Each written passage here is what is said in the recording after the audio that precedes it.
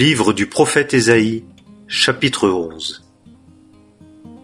Et il sortira un rejeton du tronc d'Isaïe, et une branche de ses racines fructifiera. Et l'Esprit de l'Éternel reposera sur lui, l'esprit de sagesse et d'intelligence, l'esprit de conseil et de force, l'esprit de connaissance et de crainte de l'Éternel. Et son plaisir sera la crainte de l'Éternel. Et il ne jugera pas d'après la vue de ses yeux, et ne reprendra pas selon l'ouïe de ses oreilles.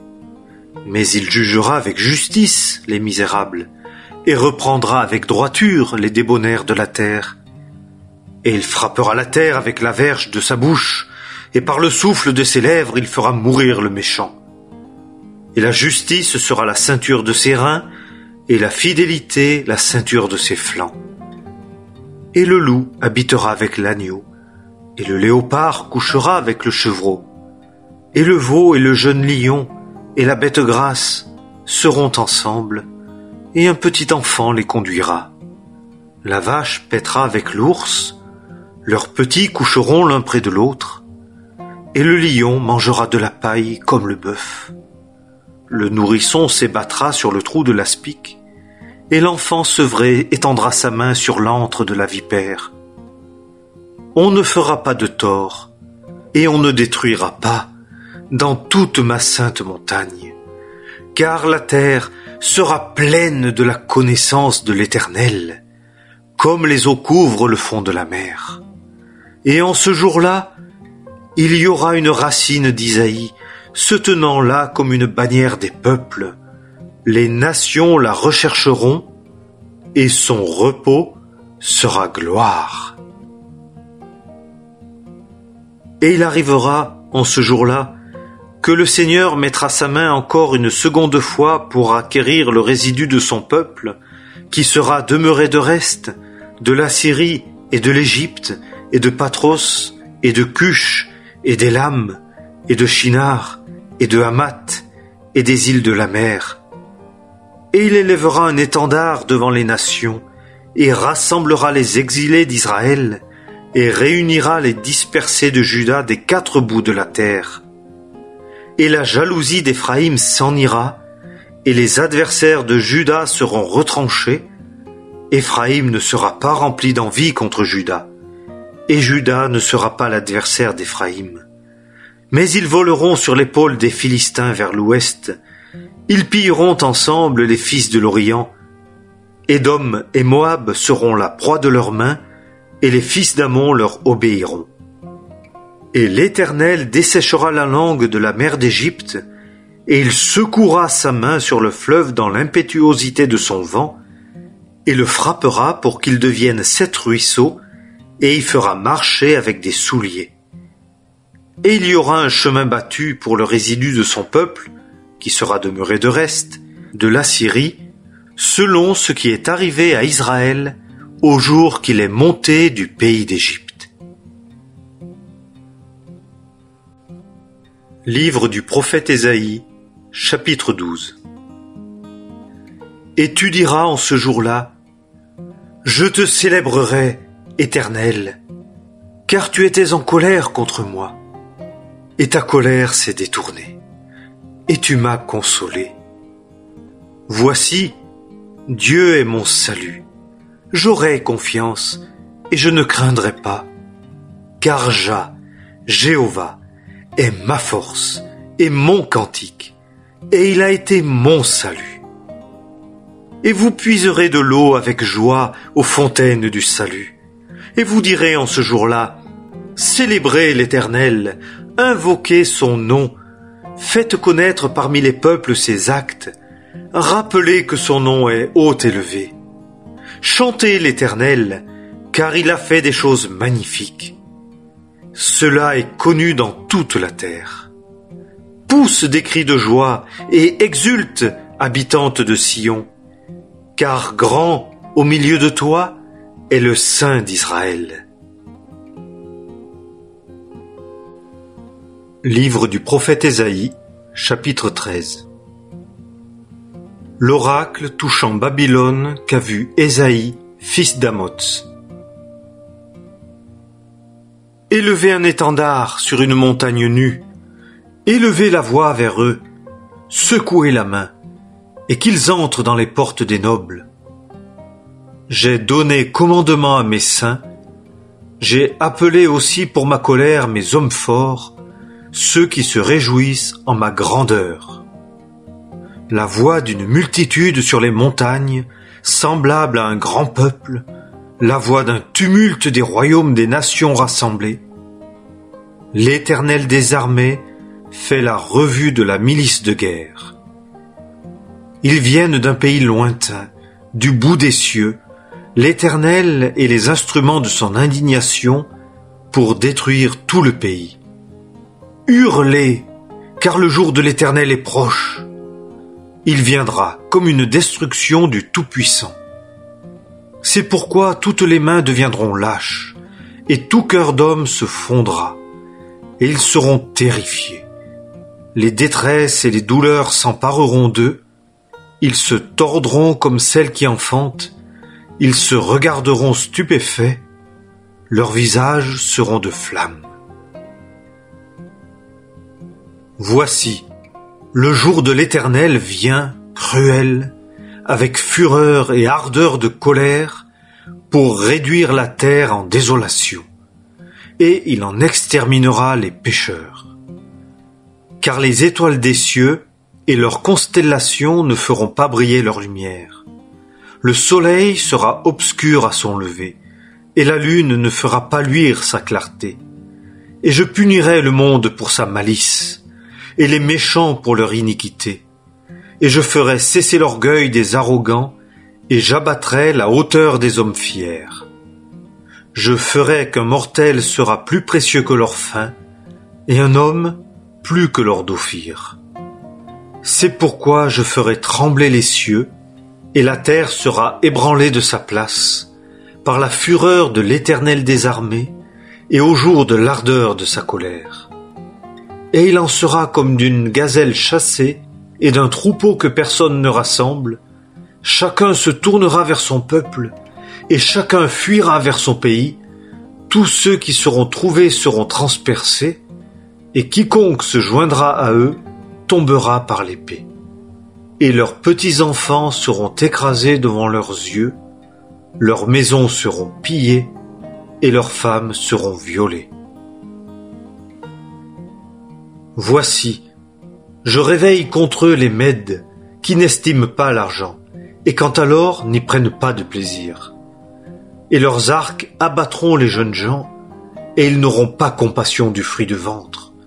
Leur œil n'épargnera pas les fils.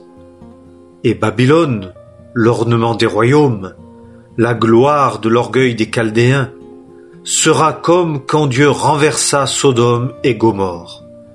Elle ne sera jamais habitée, et on n'y demeurera pas, de génération en génération, et l'Arabe n'y dressera pas sa tente, et les bergers n'y feront pas reposer leurs troupeaux.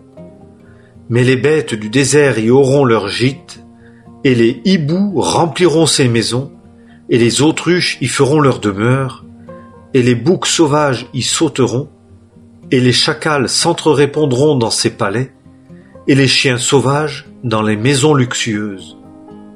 Et son temps est près d'arriver, et ses jours ne seront pas prolongés. Livre du prophète Ésaïe, chapitre 14. Car l'Éternel aura compassion de Jacob et choisira encore Israël, et les établira en repos sur leur terre.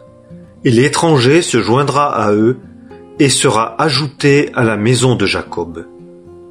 Et les peuples les prendront et les feront venir en leur lieu, et la maison d'Israël les possédera sur la terre de l'Éternel, pour serviteurs et pour servantes. Et ils mèneront captifs ceux qui les tenaient captifs, et ils domineront sur leurs oppresseurs.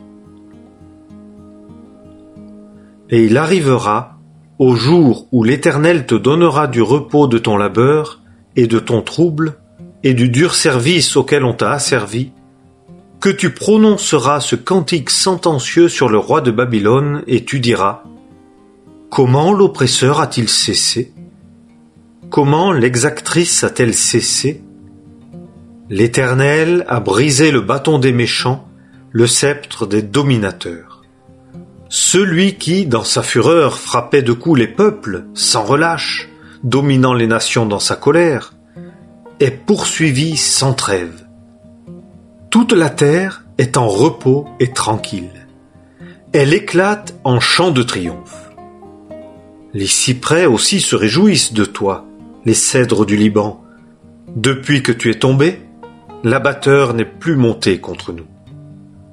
Le shéol d'en bas s'émeut pour toi, te rencontrant à ta venue, réveillant pour toi les trépassés, tous les boucs de la terre, faisant lever de leur trône tous les rois des nations. Tous, ils prendront la parole et te diront: toi aussi, tu as été rendu faible comme nous, tu es devenu semblable à nous.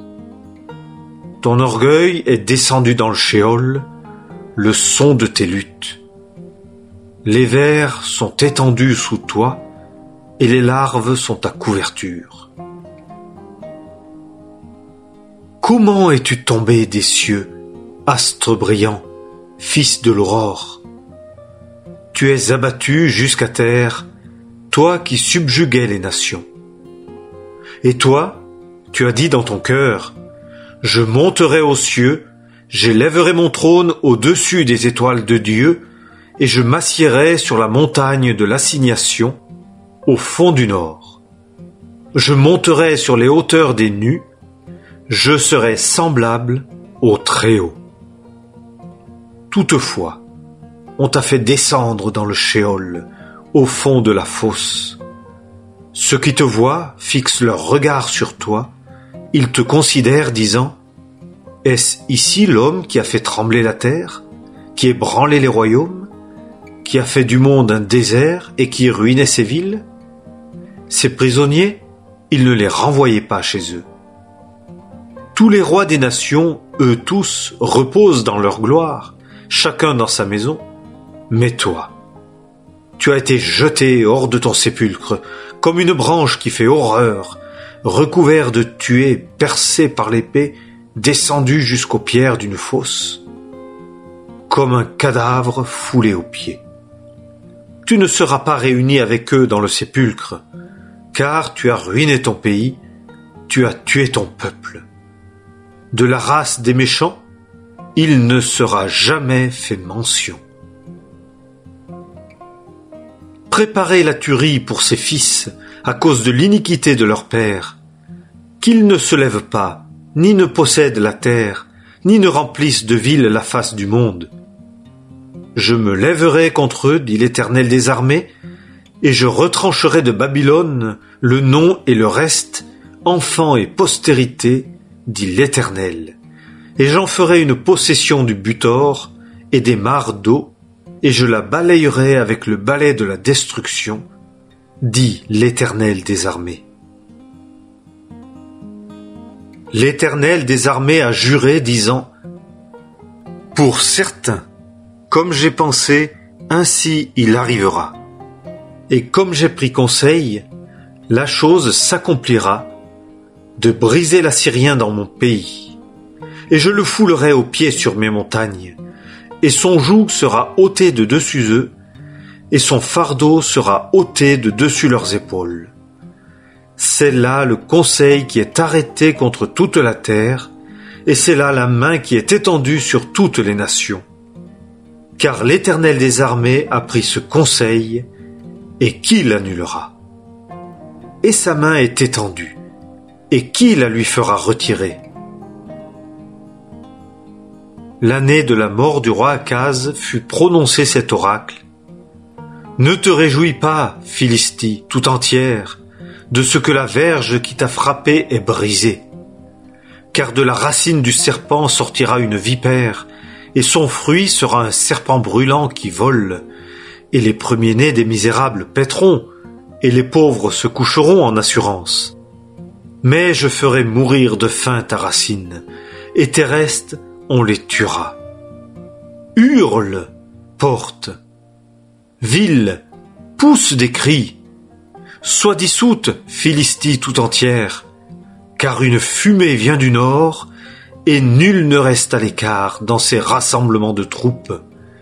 Et que répondra-t-on aux messagers des nations? Que l'Éternel a fondé Sion, et que les pauvres de son peuple y trouvent un refuge. Livre du prophète Ésaïe, chapitre 15. L'oracle touchant Moab. Car dans la nuit où elle est dévastée, Ar de Moab est détruite. Car dans la nuit où elle est dévastée, Kir de Moab est détruite. Il est monté à Baït et à Dibon, au haut lieu pour pleurer. Moab hurle sur Nebo et sur Médeba. Toutes les têtes sont chauves, toute barbe est coupée. Dans ses rues ils ont ceint le sac. Sur ses toits et dans ses places, tout gémit, se fondant en pleurs. Et Hesbon pousse des cris, et elle allait. Leur voix est entendue jusqu'à Jahath. C'est pourquoi les gens armés de Moab crient, son âme tremble en lui. Mon cœur pousse des cris au sujet de Moab. Ces fugitifs vont jusqu'à Tsoar, jusqu'à Eglat-Shelishija. Car ils montent la montée de Lukit en pleurant, et sur le chemin de Horonaïm, ils élèvent un cri de ruine. Car les eaux de Nimrim seront des désolations, car l'herbage est desséché, l'herbe verte a péri, la verdure n'est plus. C'est pourquoi les biens qu'ils ont acquis et leurs réserves, ils les portent au ruisseau des saules. Car un cri environne la frontière de Moab, son hurlement se fait entendre jusqu'à Eglaïm, et le hurlement jusqu'à Béer Élim. Car les eaux de Dimon sont pleines de sang, car je ferai venir encore davantage sur Dimon. Le lion sur les réchappés de Moab et sur ce qui reste du pays.